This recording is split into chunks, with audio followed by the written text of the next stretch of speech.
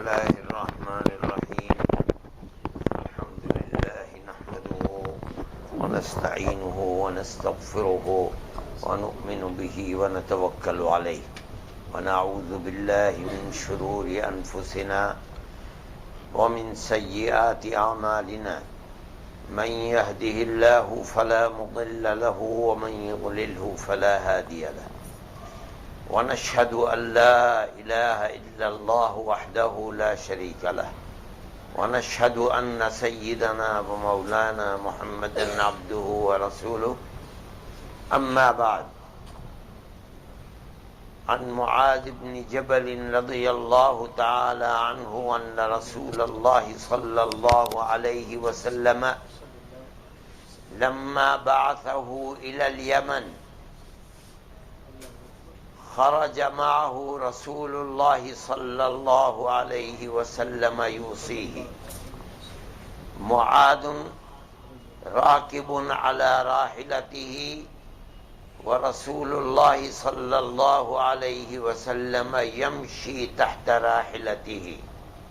فلما فرغ قال: يا معاذ، عسى أن لا تلقاني بعد عامي هذا، ولعلك أن تمر بمسجدي هذا وقبري. فبكى معاذ جشعا بفراق رسول الله صلى الله عليه وسلم. ثم أقبل رسول الله صلى الله عليه وسلم بوجهه إلى المدينة على صاحبها الصلاة والسلام وقال: إن أولى الناس بي المتقون من كانوا وحيثما كانوا، أو كما قال عليه الصلاة والسلام. میرے محترم بزرگوں اور دوستوں، میں نے ابھی ایک حدیث آپ کے سامنے پڑھی جو ایک قصہ ہے.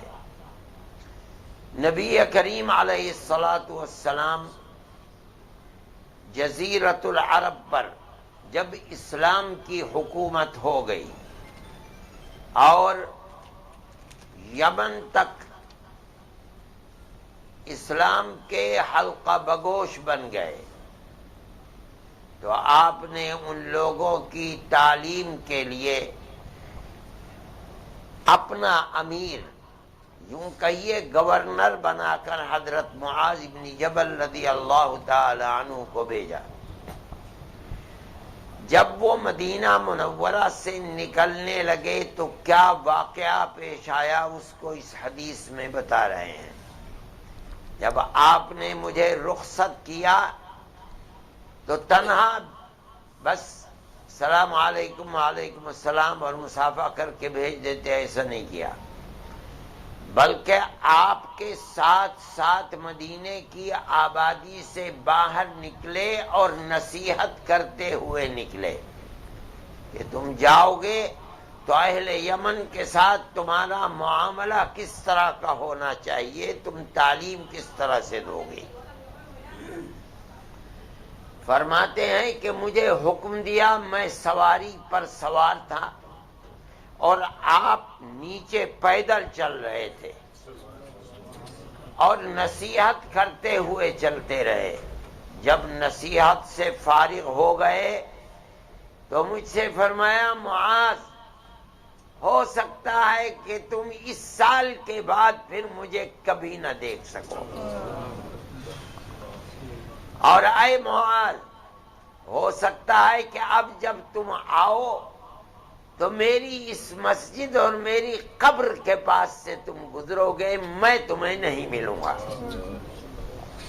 فرماتے ہیں: فبکا معاذ جشعا بفراق رسول اللہ صلی اللہ علیہ وسلم. یہ سن کر اور یہ خیال کر کے کہ میری یہ ملاقات رسول اللہ سے آخری ملاقات ہے، حضرت معاذ رضی اللہ تعالی عنہ آپ کے فراق کے غم میں رونے لگے. جب نبی کریم علیہ الصلاۃ والسلام نے یہ دیکھا کہ معاذ پر بہت اثر ہے اور رو رہے ہیں، تو چلتے چلتے آپ تو یمن کی طرف چل رہے تھے، معاذ کے ساتھ ساتھ آپ نے اپنے رخ کو پلٹا اور چہرہ انور مدینہ منورہ کی طرف کر لیا، بس اب تم جاؤ اور ہم جاتے ہیں، اور چہرہ مدینہ منورہ کی طرف کر کے فرمایا ان اول الناس بی المتقون۔ معاذ، دنیا کی یہ قربت چاہے کہیں کی بھی ہو، کسی کے ساتھ بھی ہو، ہمیشہ کی نہیں ہے۔ یہاں تو عادت ہے اہل دنیا کی کہ جو آیا ہے کچھ دن کے بعد رخصت ہو جاتا ہے۔ اگر تم مجھ سے چاہتے ہو ایسی قربت کہ اس قربت کے بعد کبھی دوری نہ ہو، تو میں تمہیں بتاتا ہوں، مجھ سے سب سے زیادہ قریب اس دنیا میں اور موت کے بعد قیامت کے دن اور قیامت کے بعد جنت میں مجھ سے سب سے زیادہ قریب لوگ وہ ہوں گے جو دنیا میں تقوی کی زندگی گزارتے تھے۔ من کانوا وحیثما کانوا، چاہے کوئی بھی ہو اور چاہے دنیا میں کہیں بھی بستے ہوں۔ یہ روایت ہے جو میں نے آپ کے سامنے پڑھی ہے۔ اس سے پتہ چلا ہے کہ نبی کریم علیہ الصلاۃ والسلام نے حضرت معاذ رضی اللہ تعالی عنہ کو بھیجا، اور بھیجتے ہوئے نصیحت فرما رہے ہیں کہ جب تم جا رہے ہو، میرے نائب بن کر کے جا رہے ہو، تو تمہارا معاملہ ان لوگوں کے ساتھ کیسا ہونا چاہیے؟ ایک انسان کا دوسرے انسان کے ساتھ معاملہ کیسا ہونا چاہیے؟ حضرت معاذ بن جبل رضی اللہ تعالی عنہ کو یہ نصیحت فرما رہے ہیں۔ یہ تو صحابی ہیں، رات اور دن نمازیں رسول اللہ صلی اللہ علیہ وسلم کے پیچھے پڑھتے ہیں، روزے آپ کے ساتھ رکھتے ہیں، جہاد فی سبیل اللہ میں اپنے سر سے کفن باندھ کر اپنی جان کو ہتھیلی پر رکھ کر رسول اللہ صلی اللہ علیہ وسلم کے ساتھ رہتے ہیں، آپ کی زندگی کو دیکھتے ہیں۔ لیکن آج نصیحت یہ نہیں ہے کہ معاذ نماز قضا نہ ہونے پائے، روزہ چھوٹنے نہ پائے۔ یہ تو صحابی ہیں، انہوں نے تو جو تربیت رسول اللہ سے حاصل کر لی ہے اس کے اوپر پہاڑ سے زیادہ مضبوط ہیں، پہاڑ ٹل سکتا ہے، یہ لوگ رسول اللہ کی زندگی سے دائیں بائیں نہیں ہو سکتے۔ آج کیا نصیحت فرما رہے ہیں کہ معاذ جاؤ گے تو تمہارا معاملہ ان کے ساتھ کیسا ہونا چاہیے؟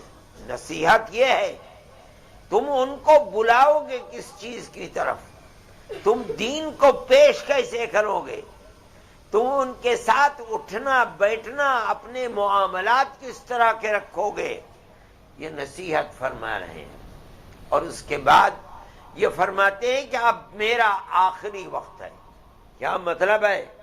کہ اللہ نے مجھے جس چیز کے لیے بھیجا تھا، اپنے دین کو قائم کرنے کے لیے، وہ مقصد آہستہ آہستہ 23 سال کے اندر پورا ہو گیا۔ اب دنیا میں میرے رہنے کی کوئی ضرورت نہیں ہے۔ اور اسی کو قرآن کے اندر فرمایا گیا تھا کہ آپ کو تو دنیا میں بھیجا گیا ہے اللہ کے دین کے جھنڈے کو بلند کرنے کے لیے۔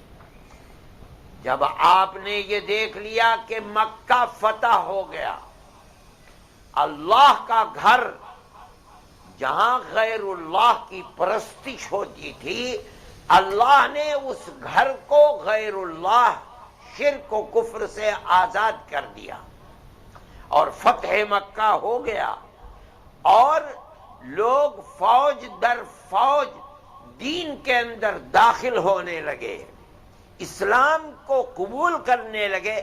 اب آپ سمجھ لیجئے کہ آپ کی بعثت کا مقصد پورا ہو گیا۔ رسول اللہ صلی اللہ علیہ وسلم جانتے ہیں اس کو. اس لیے حضرت معاذ رضی اللہ تعالیٰ عنہ سے فرما رہے ہیں میں تمہیں بھیج رہا ہوں،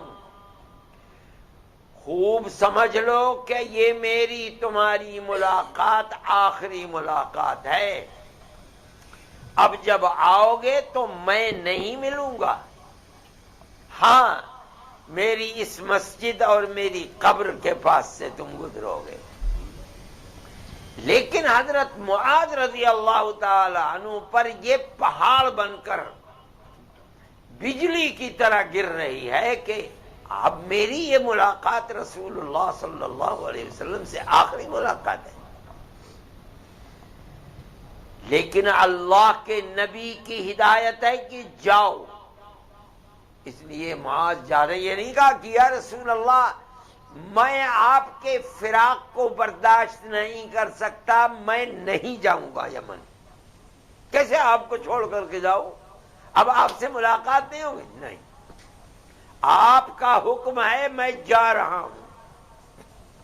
آپ جس امانت کو میرے سپرد کر رہے ہیں اس امانت کو تا بمقدور ادا کرتا رہوں گا.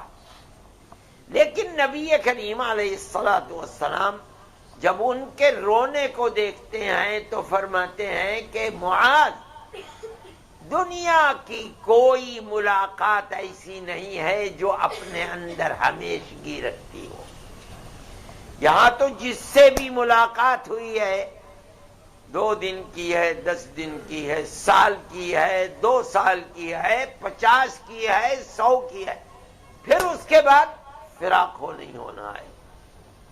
میں تم کو بتاتا ہوں کہ اگر واقعتاً تم مجھ سے ایسے ملنے اور قربت کو چاہتے ہو کہ جس قربت کے بعد کبھی دوری نہ ہو تو اس کا نسخہ میرے پاس ہے، میں تمہیں بتاتا ہوں. وہ نسخہ کیا ہے؟ فرماتے ہیں المتقون، وہ لوگ ہیں جو زندگی تقوی کی گزارتے ہیں، جو دنیا میں متقی بن کر رہیں گے. میں کہتا ہوں وہ مجھ سے قریب رہیں گے اور سب سے زیادہ قریب رہیں گے، اور ان کی قربت مجھ سے ایسی ہوگی کہ کبھی وہ قربت دوری سے تبدیل نہیں ہوگی. وہ قربت، اگر تم مجھ سے قربت کے سچے طالب ہو تو دنیا کے اندر وہ قربت کسی کو میسر نہیں ہے، ہوگی کچھ دنوں کے بعد ختم ہو جائے گی. صحابہ کرام رضوان اللہ علیہم اجمعین جن کی محبت رسول اللہ صلی اللہ علیہ وسلم سے ایسی تھی کہ آپ کے سوا دنیا کے بندوں میں کسی سے ان کی محبت ایسی نہیں تھی، چاہے وہ ابو بکر ہوں، چاہے عمر ہوں، چاہے عثمان ہو، چاہے علی ہو، ہر ایک کی صحبت دوری سے بدل گئی. اس لیے کہ دنیا میں کوئی انسان ہمیشہ کے لیے نہیں ہے، ایک ہی ذات ہے جو ہمیشہ سے ہے اور ہمیشہ رہنے والی ہے، وہ اللہ کی ذات ہے. چاہے کوئی ولی ہو، چاہے شیخ ہو، چاہے عالم ہو، چاہے رسول ہو، چاہے نبی ہو، اس دنیا میں ہر آدمی ایک عمر لے کر آیا ہے، اس کے بعد اسے اس دنیا سے جانا ہے. ایک دوسری دنیا قائم ہوگی، اس دنیا کے اندر جو جس سے قریب ہے پھر وہ بدلنے والا جنت کے اندر نہیں ہے.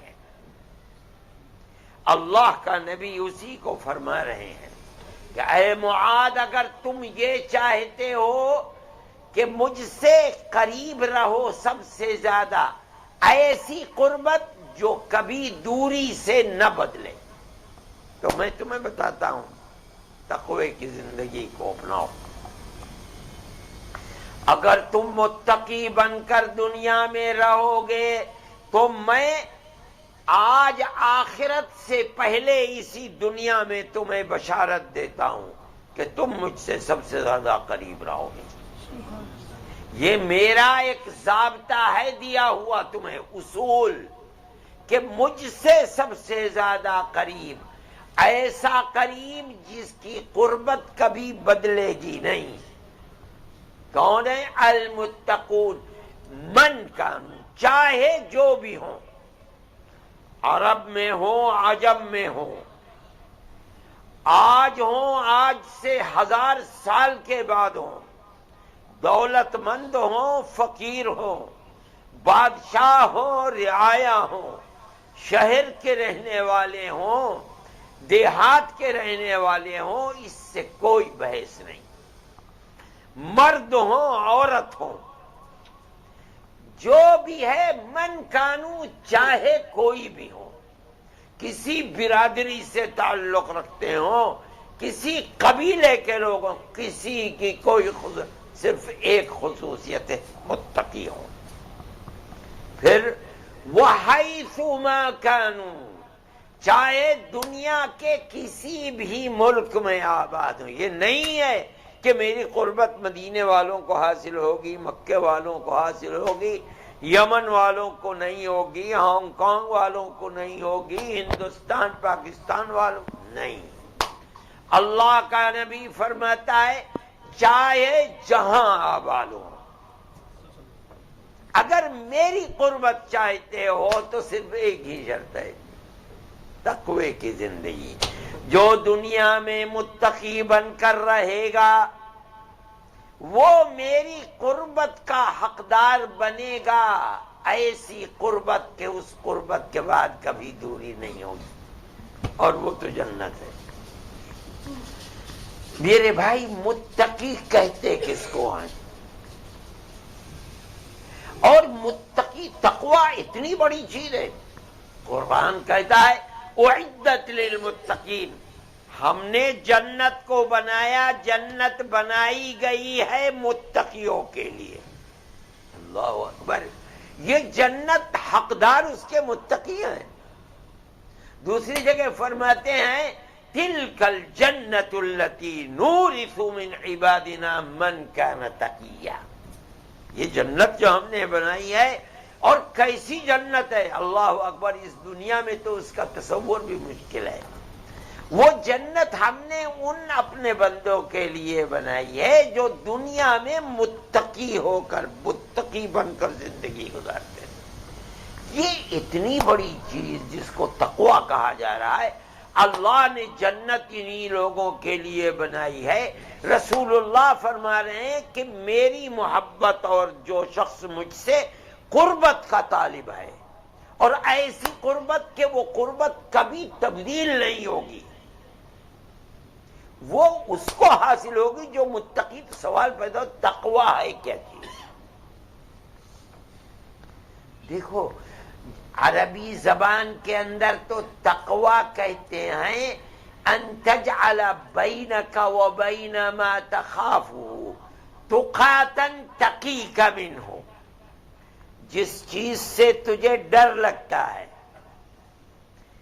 شیر ہے، آگ ہے، دشمن ہے، اپنے اور اس چیز کے درمیان ایسی دیوار کھڑی کر لے کہ اس کا نقصان تجھے پہنچنے نہ پائے، اس کا نام ہے تقوی۔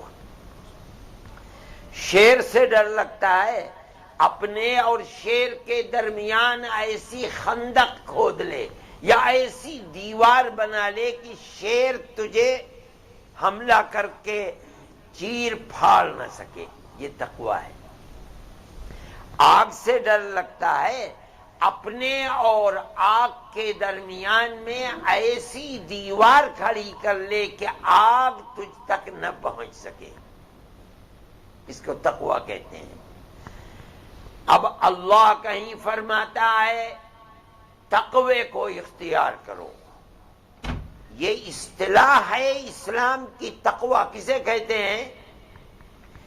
جس چیز کا نقصان تجھے پہنچ سکتا ہے، جس چیز سے تجھے ڈر لگتا ہے، اپنے اور اس کے درمیان ایمان، عقیدے اور عمل صالح کی ایسی دیوار کھڑی کر دے کہ کل اس کا نقصان تجھے نہ پہنچ سکے. یہ ہے تقوی. اب قرآن کہتا ہے کہیں واتقوا النار، جہنم کی آگ سے تقوی کو اختیار کرو. کیا مطلب ہے؟ اپنے اور جہنم کے درمیان ایمان، عقیدے اور عمل صالح کی دیوار کھڑی کر دو، جہنم کی آگ تمہیں کچھ نقصان نہیں پہنچائے گی. کہیں آتا ہے واتقوا اللہ، اللہ کے غضب سے تقوی کو اپناؤ. کیا مطلب؟ وہی غضب خداوندی اور اس کے غصے سے بچنے کے لیے دو چیزیں ہیں، ایک ایمان اور ایک عمل صالح، نیک عمل. اپنے اور اللہ کے غصے کے درمیان ایمان اور عمل کی ایسی دیوار کھڑی کر لو کہ کل میدان محشر میں تجھ کو اللہ کے غصے کا سامنا نہ کرنا پڑے. یہ ہے مطلب تقوی کا. اس کا مطلب کیا ہے؟ اللہ کا نبی فرما رہا ہے کہ معاذ تم رو رہے ہو فرقت کی وجہ سے. دنیا کی تو یہ فرقت ہر ایک کو ملنی ہے. یہاں کی زندگی تو ہمیشہ کی زندگی نہیں ہے.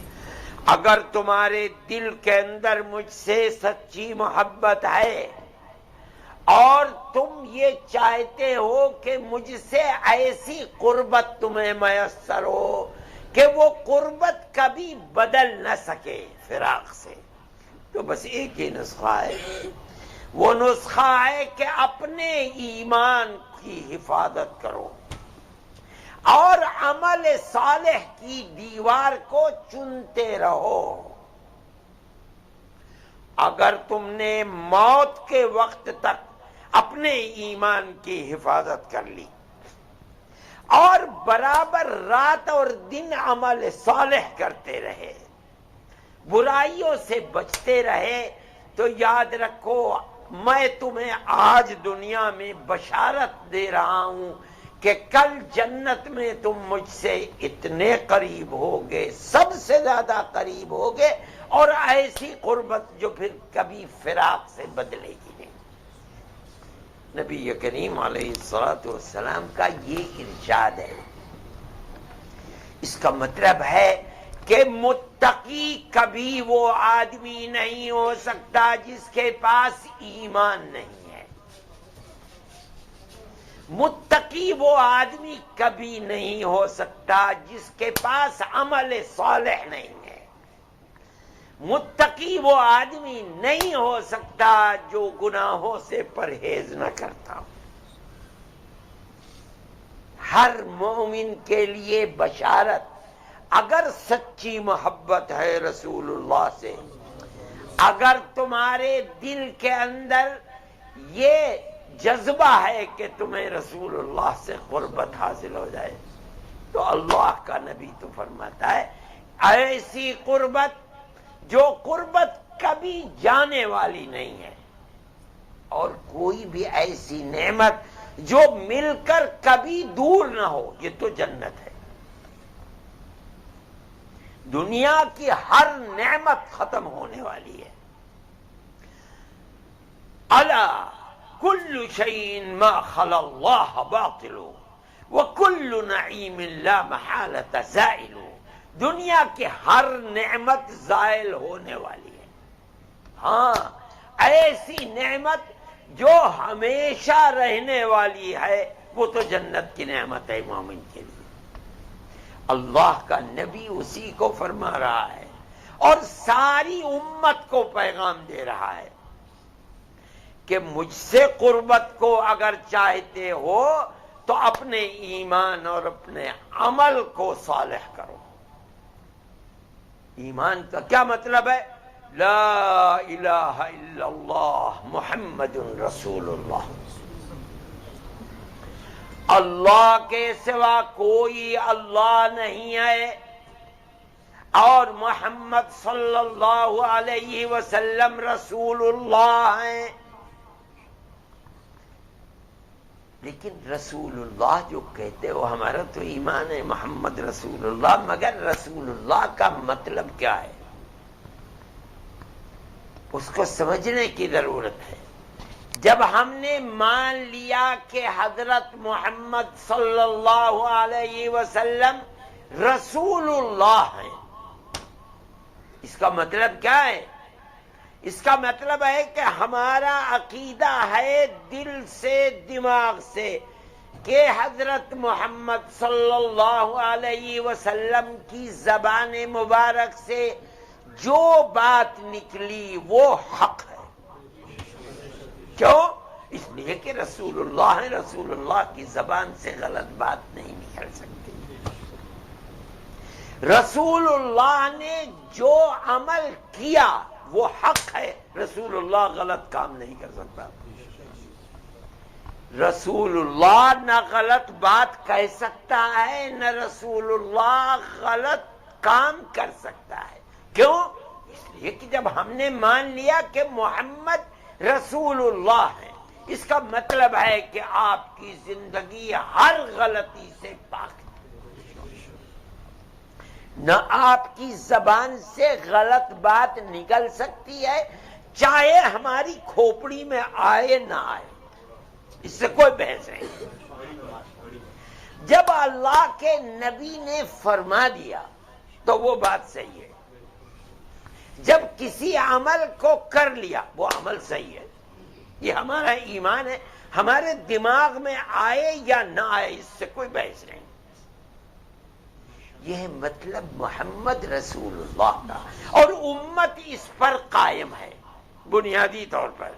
ارے بھائی یہ قرآن رکھا ہوا ہے، ہمارا ایمان ہے کہ یہ اللہ کی کتاب ہے، حضرت محمد صلی اللہ علیہ وسلم کے مبارک سینے پر اتری ہے۔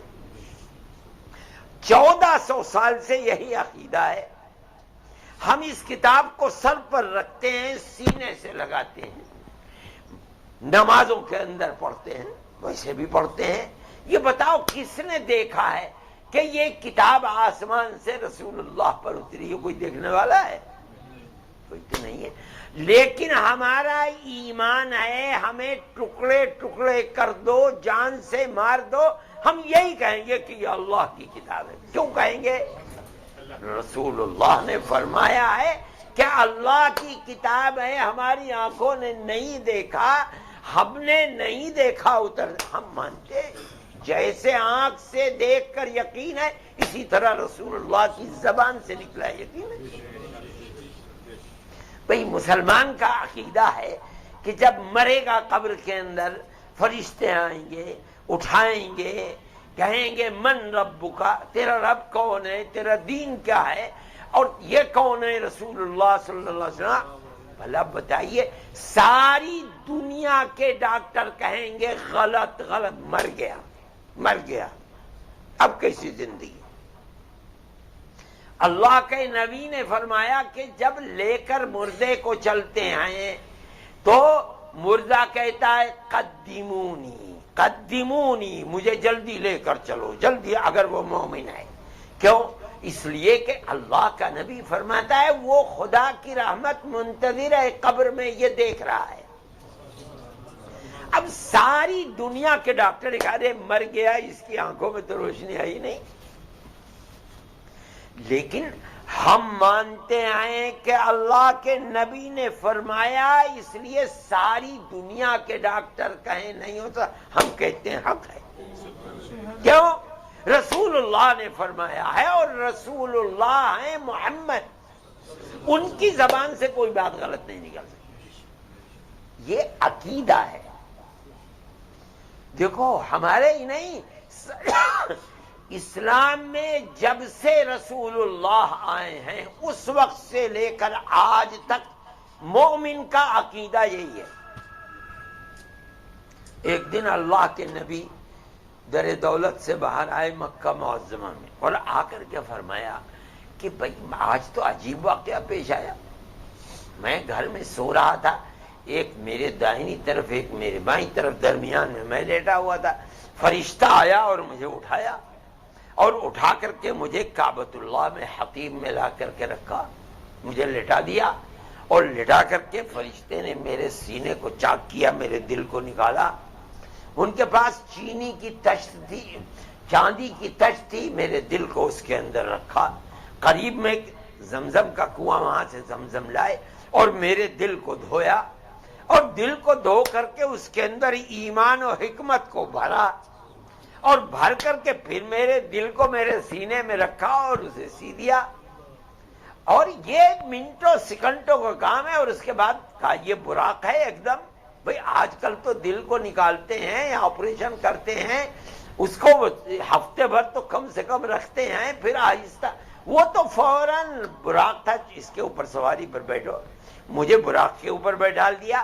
وہ چلا تو کیسی سواری تھی کہ جب وہ اپنے پیر کو اٹھا کر کے رکھتا تھا تو اتنی دور جہاں تک نظر کام کرتی تھی، اور لمحوں کے اندر بیت المقدس، وہاں میری انبیاء سے ملاقات ہوئی۔ اس کے بعد دوبارہ مجھے اور پہلے آسمان پر لے گئے، اور وہاں دروازے کا کھٹکھٹایا، جبرائیل نے اندر سے آواز آئی، کون؟ کہا کہ جبرائیل۔ کہا اکیلے ہو کوئی اور بھی؟ کہا نہیں میرے ساتھ محمد ہے۔ کہا کہ تم خود گئے تھے یا بلایا؟ کہا نہیں مجھے بھیجا گیا تھا بلانے کے لیے۔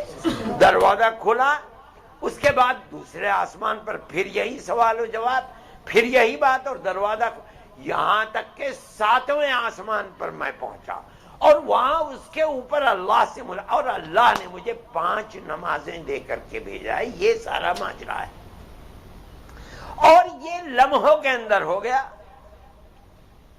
جو لوگ قریش جو آپ کے مخالف تھے، ایمان ان کے سینے میں، کہنا محمد یا ایھا الذی نزل علیہ الذکر انک لمجنون، ارے تمہارا تو دماغ بہک گیا ہے، تم تو مجنون ہو گئے ہو۔ بھلا عقل کی کوئی بات ہے یہ؟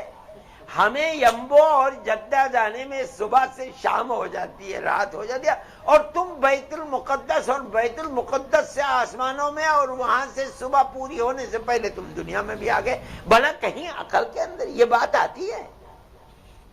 تم تو بہکی بہکی باتیں کرنے لگے ہو۔ اب دیکھو، یہ تو وہ لوگ تھے جن کے دل میں ایمان نہیں تھا۔ ادھر سے ابو بکر آ گئے، کہا ابو بکر دیکھو تو کیا ہو گیا، تمہارے تو محمد روزانہ ایک نیا شگوفہ کھلاتے ہیں، ذرا دیکھو تو کیا کہنے۔ کہا کیا کہہ رہے ہیں؟ کہا یہ کہہ رہے ہیں، یہ کہہ رہے ہیں، یہ کہہ رہے ہیں، یہ کہہ رہے ہیں۔ بھلا عقل میں آتی ہے؟ کہا کہ کس نے کہا؟ کہا محمد نے کہا۔ کہا اگر ساری دنیا کہے کہ غلط ہے، ابو بکر کہے گا بالکل سچ ہے۔ کیوں؟ اس لیے کہ میں تو روزانہ وہی ان کے اوپر اترتی ہے، جبریل آسمان سے اللہ کا پیغام لے کر کے آتے ہیں، اور ابو بکر اس کی تصدیق کرتا ہے۔ آج اگر کہہ رہے ہیں، اس سے کوئی بحث نہیں ہے کہ میری دماغ میں آتا ہے نہیں آتا ہے، نہیں، ساری دنیا انکار کرے، ابو بکر کہے گا بالکل سچ۔ کیوں؟ اس لیے کہ رسول اللہ کا مطلب یہ ہے کہ آپ نے جو فرمایا وہ حق ہے، آپ نے جو کیا وہ حق ہے۔ سمجھ میں آئے یا نہ آئے؟ حضرت عمر رضی اللہ تعالیٰ عنہ طواف کر رہے تھے کعبۃ اللہ کا، اور حجر اسود کے پاس گئے چومنے کے لیے، فرماتے کھڑے ہو گئے وہاں، اور صحابہ اور تابعین جم غفیر، عمر ابن الخطاب بادشاہ وقت ہے، امیر المومنین، کھڑے ہو گئے اور فرمایا کہ اے پتھر، میرا ایمان ہے کہ تو نہ مجھے کوئی نفع پہنچا سکتا ہے نہ نقصان، تیرے ہاتھ میں کیا ہے؟ نہ تیرے ہاتھ میں عمر کا کوئی نفع ہے، نہ تیرے ہاتھ میں کوئی نقصان، تو پتھر ہے، مگر میں نے رسول اللہ کو تجھے چومتے ہوئے دیکھا ہے، عمر بھی چومے گا۔ سمجھ میں نہیں آ رہی بات، کیوں چومے؟ لیکن رسول اللہ نے کیا ہے، اس لیے ان کا کیا برحق ہے، ہمیں تو ان کی اتباع کرنی ہے۔ یہ ہے مطلب رسول اللہ کا۔ تقوی کا حاصل کیا ہے؟ وہ ایمان لاؤ جو رسول اللہ کا ایمان تھا، وہ عمل بناؤ جو رسول اللہ کا عمل تھا، اس کے سوا کوئی چیز تقوی نہیں ہے۔ سمجھ میں آئے نہ آئے، اس سے کوئی بحث نہیں ہے۔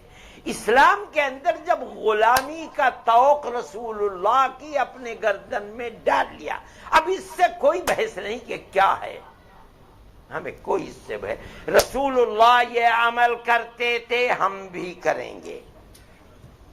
میرے بھائی یہی ہے تقویٰ، اور اس کے سوا کچھ نہیں۔ جو نہیں کرتے تھے نہیں کریں گے، جو کرتے تھے کریں گے، دماغ میں آئے نہ آئے، الجھن ہو نہ ہو، اس سے کوئی بحث نہیں ہے۔ جس آدمی نے یہ کر لیا وہ سچا محبت کرنے والا ہے، اس کو اس کا صلہ یہ ملے گا کہ وہ رسول اللہ سے قربت کل جنت میں اسے ایسی میسر ہوگی کہ کبھی فراق نہیں ہوگا، اور اگر نہیں تو میرے بھائی وہ اللہ کے نبی کے قریب نہیں رہے گا۔ یہ ہے حدیث کا مطلب، سمجھ میں آئے نہ آئے، رسول اللہ نے جو فرمایا ہے اس کو اپناؤ، جو کیا ہے اس پر عمل کرو، تب تو تمہاری سچی محبت ہے، اور کل رسول اللہ سے ایسی قربت ہوگی کہ وہ قربت کبھی بدلے گی نہیں، ورنہ نہیں۔ میرے بھائی میں اس لیے کہہ رہا ہوں کہ بھائی کماؤ، خوب کماؤ رہو، مگر اپنی زندگی، اپنی صورت رسول اللہ جیسی بناؤ۔ داڑیاں رکھو، کیوں؟ اس لیے کہ رسول اللہ رکھتا تھا۔ داڑھی رکھو اس لیے کہ رسول اللہ نے حکم دیا تھا۔ اگر چاہتے ہو کہ کل قیامت کے دن اللہ کے نبی جو تمہارے محبوب ہیں ان کی قربت تمہیں ملے، ایسی قربت کہ پھر کبھی وہ قربت دوری سے نہ پترے، میرے بھائی یہ تو کرنا ہے۔ مومن اور آپ کی زندگی، شکل و صورت کو اچھا نہ سمجھے، العیاذ باللہ، وہ کیسے مومن بنے گا؟ میں کبھی کبھی پرائم منسٹر سے کوئی ضرورت ہوتی ہے ملنے کے لیے جاتا ہوں ہندوستان کے، دیکھو وہ مومن نہیں ہے سکھائے، اگر وہ اپنی داڑھی کھول دے تو یہاں تک پہنچے گی، اور بادشاہ ہے ہندوستان جیسے ملک کا، مگر گرو نانک کی داڑھی تھی اس لیے کٹوائے گا نہیں۔ دیکھو یہ زندہ قوم کی بات ہے، اور میں دیکھتا ہوں مسلمان کو کبھی فقیر پیسے مانگنے اور داڑھی منڈوا کر کے آتا ہے، میں سوچتا ہوں دیکھو تو یہ بیوقوف کو۔ میرے بھائی اللہ کے نبی کی محبت، اور جو مومن اور ہر مومن چاہتا ہے کہ کل قیامت کے دن اس سے شفاعت کی بھیک مانگے گا، اور رسول اللہ شفاعت فرمائیں گے، مگر شفاعت کا حقدار بننے کے لیے اس محبت کا اظہار کرنا پڑے گا کہ آپ نے جو فرمایا وہی حق ہے، جو کیا وہی حق ہے۔ اگر مومن نے اپنی زندگی ایسی بنا لی تو میرے بھائی وہ ایسی زندگی ہے کہ آپ کی قربت کل قیامت کے دن ایسی ملے گی کہ پھر وہ بدل نہیں سکتی۔ میرے بھائی یہی مطلب ہے اس حدیث کا۔ اس لیے میرے بھائی جہاں رہو کماؤ، جو جی چاہے، حلال کماؤ، حرام نہ کماؤ، حلال میں خرچ کرو، حرام میں خرچ نہ کرو، اور اپنا صورت اور اپنی سیرت دونوں رسول اللہ جیسی بناؤ، تاکہ اللہ کی رحمت رات اور دن برسے، اللہ کی قربت میسر ہو، اللہ کے نبی کی قربت میسر ہو، اور ایسی قربت جس کے بعد کبھی دوری نہ ہو۔ یہ اہل جنت کے لیے بہت بڑی نعمت ہوگی کہ اپنے رسول کے ساتھ امتی اپنی زندگی گزار رہا ہے۔ اس کا مطلب ہے کہ یہ اللہ کا محبوب ہے، اور اللہ نے اپنے سب سے بڑے محبوب کے ساتھ قربت کی نعمت اسے نوازا ہے۔ اللہ ہم سب کو عمل صالح کی توفیق عطا فرمائے، اور میرے بھائی ایمان آخری سانس تک اللہ اس کی حفاظت فرمائے، ہماری دنیا اور ہماری آخرت کو اللہ بہتر فرما دے، اور ہمیں تقوی کی زندگی گزارنے کی توفیق اللہ عطا فرمائے، ہمارے ظاہر اور باطن کو بہتر فرما دے، اور اللہ ہمیں دین و ایمان پر استقامت عطا فرمائے. وصلی اللہ تعالی علی خیر خلقہ سیدنا محمد وعلی آلہ واصحابہ اجمعین.